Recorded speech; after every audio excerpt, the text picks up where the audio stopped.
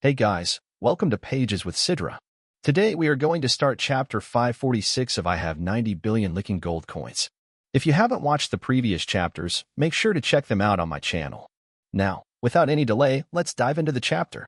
The old patriarch did something that shocked all of Japan.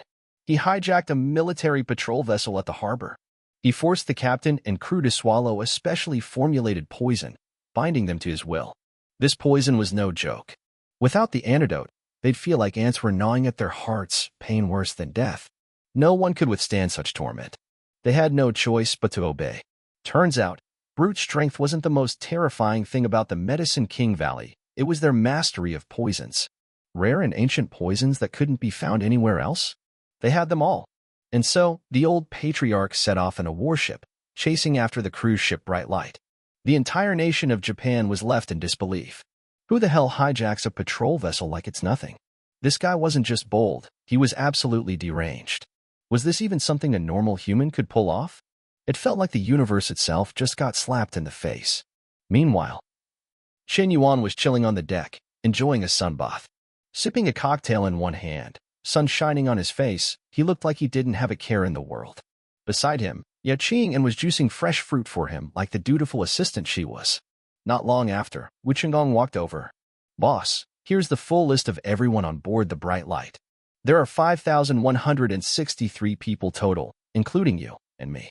That breaks down to 3,876 tourists and 1,287 crew members, covering departments like deck, engine room, technical, entertainment, dining, auction, tour guides, guest services, photography, medical, and more. All names and roles are listed here. As for yesterday's incident, I've investigated it. Turns out the helicopter sabotage was no accident. 2 crew members, Wang Jun and Zhang Hui, were bribed to disable the surveillance system. They've since vanished and are presumed dead. Out here in the vast ocean, if someone gets silenced and tossed overboard, their body would be nearly impossible to find. With sharks lurking beneath the surface, even their bones might be gone. There are thousands of people on the ship. When 2 of them disappeared, no one really noticed. But one thing's for sure, the killer is among the passengers or the crew. And the mastermind behind it all might be connected to those pirates. Maybe even the one who leaked your whereabouts. And boss, I have a strong suspicion about someone. Your assistant. She once asked me about the Bright Light's travel route. I've also seen her acting sneaky, sending messages in secret. Not only that, she specifically requested the tech department to enable international roaming and satellite phone access for her. Her behavior is highly suspicious. Impossible. Chen Yuan waved his hand and directly denied it. He was well aware of every move Yao Qing made. Plus, there was the AI program that kept her under 24-hour surveillance.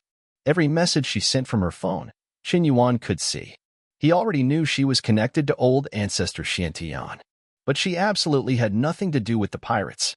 Qin was brought out from the estate by me. I know her character very well.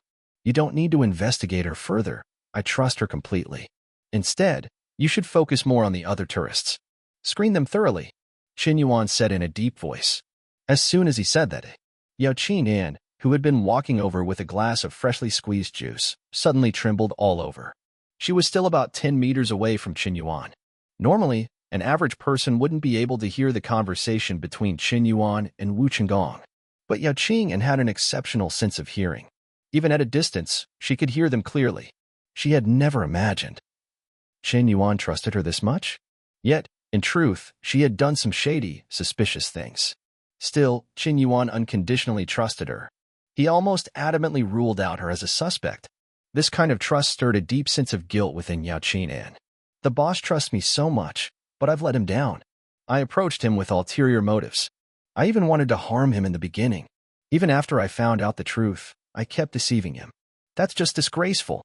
People always develop a soft spot for those who truly believe in them. Especially this kind of unconditional trust. It stirs up emotions that are hard to put into words. Yao Qing, favorability plus 10. Current favorability, 90 points. Understood, boss. Got it. Wu Qinggong nodded and then turned to leave. Just then, he noticed Yao Qing walking over with a glass of juice. He glanced at her, but didn't think much of it. The distance had been quite far just now. She probably didn't hear anything. Boss, this is some fresh watermelon grape juice I just made. Please try it. Qin An, your skin's gotten a lot fairer lately. You look much better than before. Qin Yuan casually complimented her. And no. Xingtan's not pretty at all. What do you mean? I think you're pretty, and if I think so, then you are pretty. Qin Yuan teased her lightly. If this had been before, when Yao Qingtan's favorability was really low, such words from Qin Yuan would have sounded like a sleazy flirt. But now that her favorability had soared to 90, these words didn't seem inappropriate at all. In fact, they made her feel shy and flustered. Her heart began pounding rapidly. It felt like a little deer was crashing around inside her chest. So embarrassing. Why is my heart beating so fast? I've never felt this way before. Why do I find the boss's smile so charming? He even said I'm pretty. Could it be? I wonder if he'll like me even more when he sees my real face. In that moment, Yao Qingtan's face flushed red all the way to the tips of her ears. Qin Yuan took the freshly squeezed juice and downed the entire glass in one go. Not bad, not bad. This juice is pretty fresh. It'd be even better if it were chilled. Watching Qin Yuan drink the juice without any hesitation made Yao Qingtan's heart tremble. The boss really does trust me. Those words just now, he wasn't testing me. If I'd poisoned this juice, that one sip could have killed him. If he had any doubts about me, there's no way he'd drink something I made. But just now, he didn't hesitate for even a second. Yao Qing had still held a bit of caution in her heart before. She'd wondered if Qin Yuan and the captain were deliberately acting to trick her. But now, all doubts had disappeared. To dare drink juice made by a disciple of the Medicine King Valley, that level of trust can't be faked. Yao Qing and favorability +1. Current favorability, 91 points. It went up again? That's a surprise. Could it be because I complimented her appearance? Women really do love sweet words. Qin Yuan, having finished the juice, started reviewing the passenger list. He could basically speed read and retain everything. There were over 3,000 names and ID numbers on this list. He flipped through it rapidly. Before long, one name caught his attention. Tina Morgan from the United States. Is she a member of the Morgan family? Or is it just a coincidence? Qin Yuan had some understanding of the Morgan family from the dark web. The family's ancestors had immigrated to the U.S. during the gold rush of the early 17th century, becoming one of the country's earliest financial powerhouses. They started with hotels, then became shareholders in shipping and railroads. During both world wars, they supplied countless ships and cannons and made a fortune. The U.S. emerged as the biggest winner of World War II. And the Morgan family? The biggest financial winner.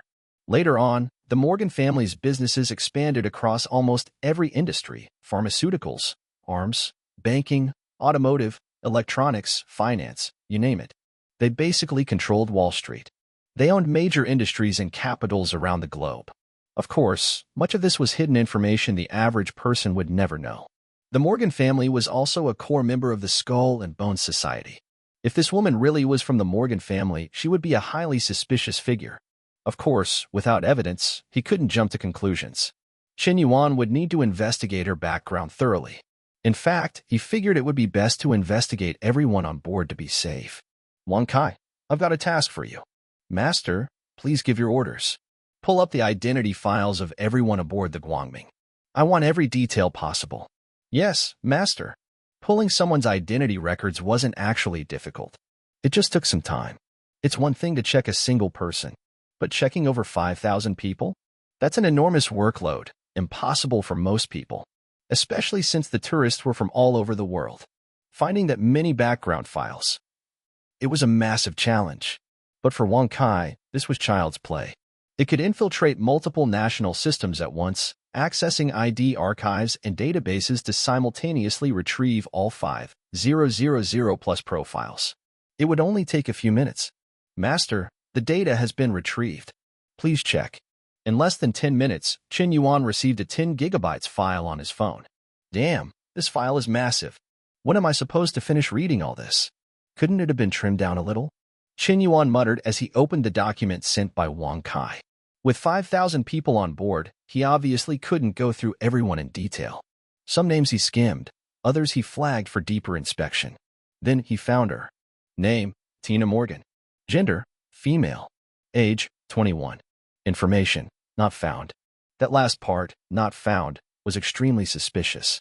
Qin Yuan could find data on almost everyone, even foreign passengers. But Tina Morgan had 0 digital footprints in the U.S. database. That alone was enough to raise every red flag. Was she a member of the Skull Society? Just as Qin Yuan was mulling this over.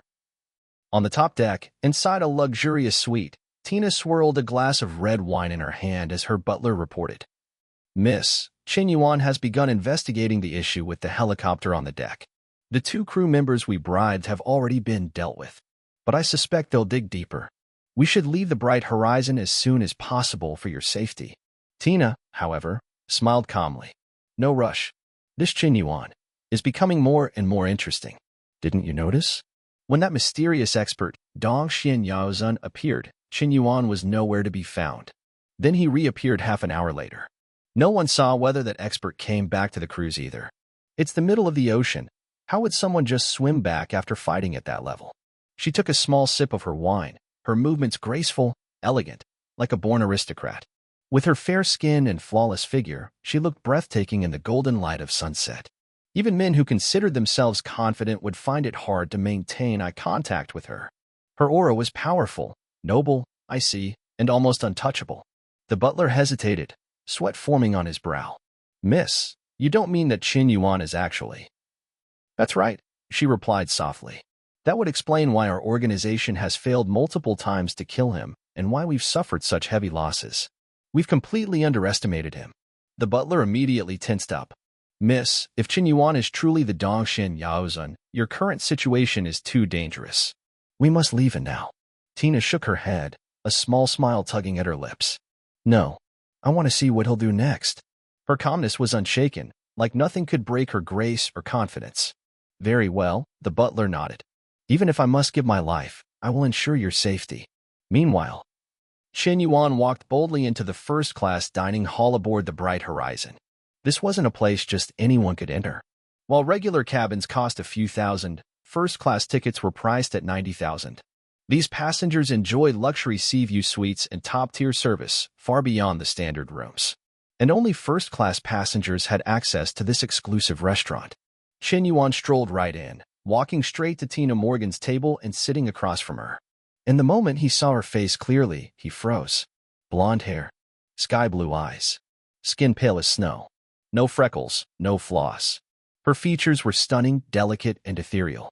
Her body was flawless, wrapped in a tight black dress that accentuated every curve. She wore sunglasses, but even behind them, her allure was undeniable. Qin Yuan remembered her. He'd seen this woman once before, back in Las Vegas. Miss Tina Morgan, he said with a faint smile. I'm Qin Yuan, owner of this cruise. I believe you know who I am. Tina smiled back. Of course. Your name echoes far and wide, Mr. Qin. Her voice was smooth and fluent in Mandarin, without even a hint of foreign accent. Ding. Initiating licking dog system. Name, Tina Morgan. Age, 385. Height, 172 centimeters. Weight, 50 kilograms. Beauty score, 9.8 out of 10. Current favorability, 20.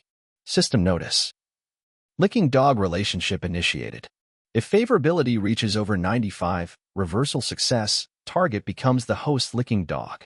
Rewards, 10% licking gold cash bonus, 800 stat points, 1 random innate ability, and full gene evolution.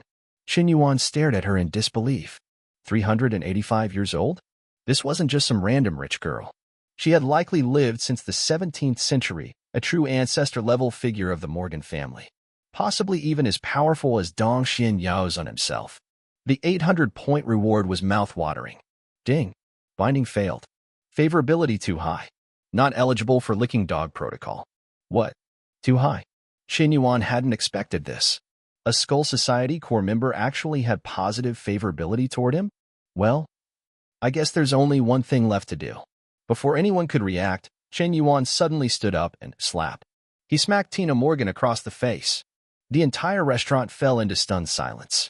Just seconds ago, they looked like they were about to flirt. No one expected the situation to escalate like that. Tina Morgan. Favorability minus 20. Current, 30. Ding. Binding successful. That's it for today's chapter recap. If you enjoyed the breakdown, don't forget to like, comment, and subscribe to stay updated with the latest manga, manhwa, and manhwa recaps. Got thoughts on today's chapter? Drop them in the comments. I'd love to hear your take on the story. Also, if you know other fans who were reading this manhwa but stopped because it got axed, share this video with them. The more support we get, the more motivation we'll have to keep making these videos. See you in the next one. Until then, keep turning the pages.